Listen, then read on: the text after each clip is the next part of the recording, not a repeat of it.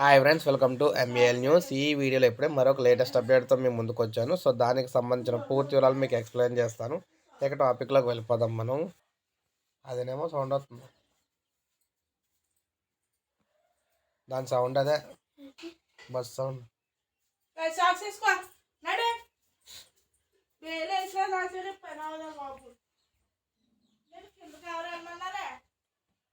అదే వెళ్ళండి, అదేనమ్మా తీసుకెళ్ళు. నువ్వు ముందు నడిచి ఆపుతాడు, ఈ లోపల లాస్ట్ వచ్చామని. వెళ్ళమ్మా చిట్తల్లి, అదే